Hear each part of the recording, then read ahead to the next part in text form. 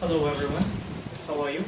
Today we are going to discuss about which university in the States is most compatible for you and how do you know it. So first let's discuss about universities a little bit.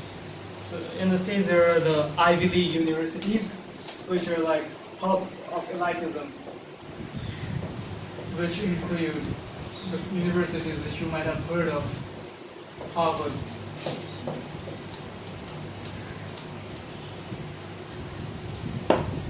Princeton,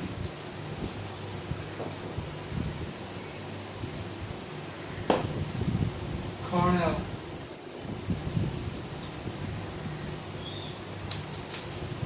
Dartmouth,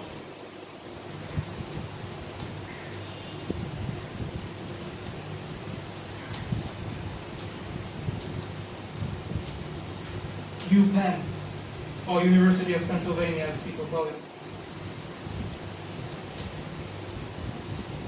and Brown.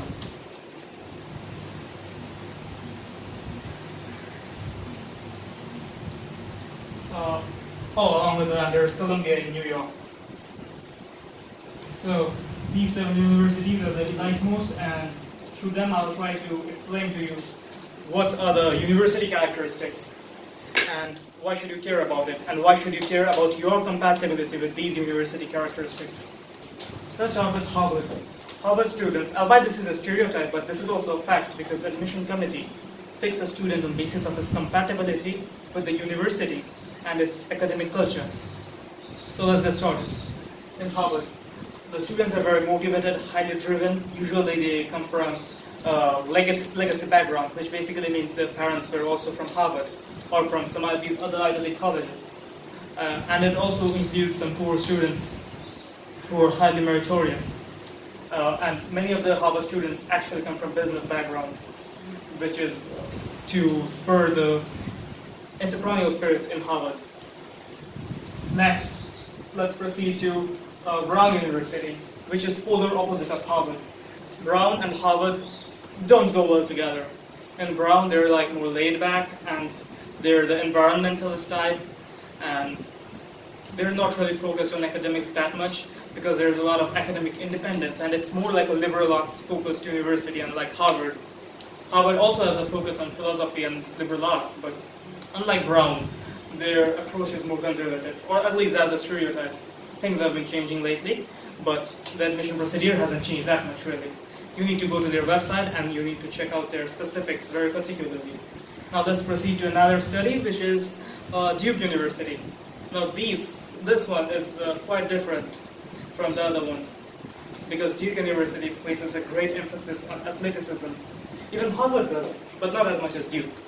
So let's say you didn't score that well in your SATs, you got, let's say, 1480 out of 1600, but you're a top tennis player, national level tennis player in your country, or state level tennis player, or one of the best tennis players in your school, and you have proven your excellence in multitude of competitions.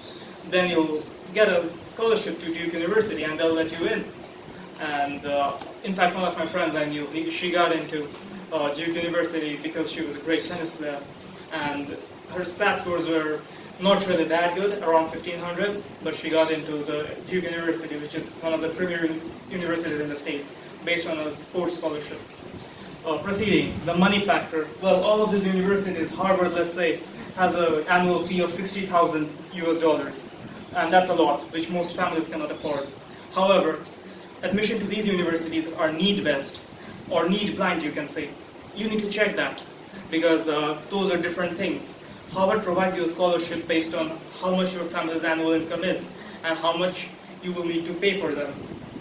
Often, it comes down to zero. Like 10% of the undergraduate population pays nothing. And they do offer out a lot of scholarships to students who are from the States and to students who are from outside the States. They really do not discriminate that much. In fact, in case of Yale University, which I have missed out here, well, I should add Yale to the list. 10% of their undergraduate population whose families earn less than, let's say, $65,000 US, they will get a complete full tuition fee waiver. However, they'll have to pay for the transportation and accommodation to the States, but there are other facilities to arrange for that as well. You'll need to search for the scholarships. There are individual ones, and they're college specific. So you have to be careful with that. Proceeding to the next point. Further, how to understand your characteristics, like how do you know that you are compatible with the characteristics of a certain university? You'll need to search on the net for their alumni and for their testimonials and for what they look for in a candidate. It's explicitly mentioned in each of their web pages, and it's different from each of these universities. It's totally different for each of these. I wouldn't say totally different, that would be an overstatement, but substantially different. So how do you know whether you are capable for it?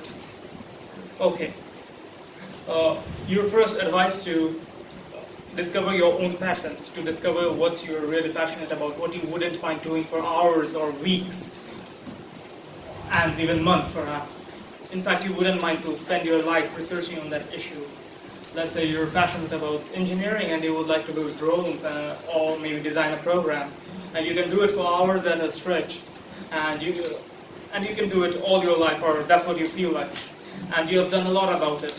So you will know that this is my concentration, that's the computer science, and once you know that, you can look for, in Google, you can easily use one of the numerous search engines which are there to track which one of the universities have the best courses for computer science.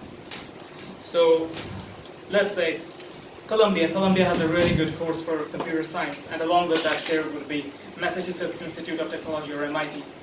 So, and even there is Caltech. So how to know whether you're suitable for Caltech or Massachusetts Institute of Technology or Columbia, as I said. To know that, you'll need to visit their individual websites, and you'll need to read about their college application essay questions. Like when you apply to the university, they'll provide you with an essay question, a topic on which you'll have to write an essay, and you have to read through it, and they'll specifically mention in some cases what they're looking for in their candidates. And based on your answer, they'll determine whether you're a suitable candidate for the university or you're not.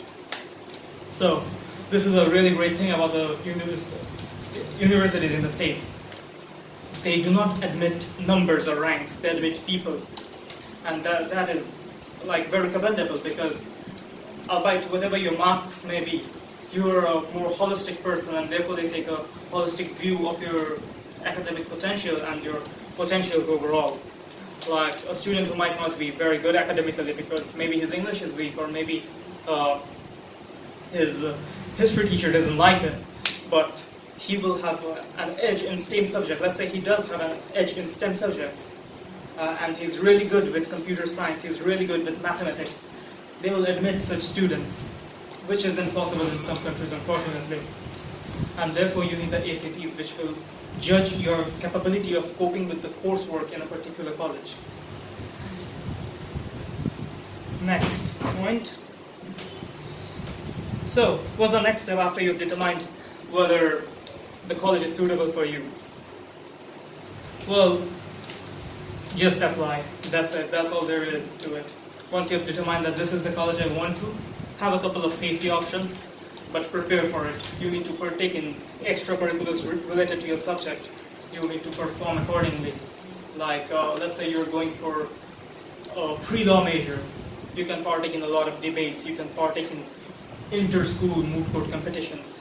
And you can write papers on legal subjects. And this will really enhance your application.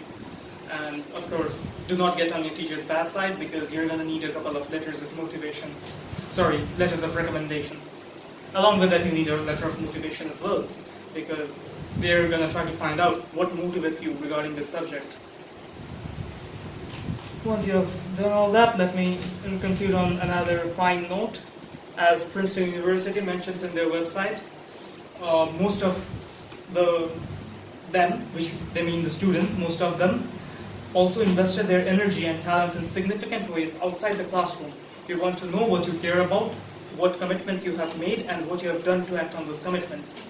So that basically means that not only your academic performance, but also your extracurriculars matter, which is a very important point for Indian students, because this is what often makes or breaks the application, apart from the letter of motivation and the essays.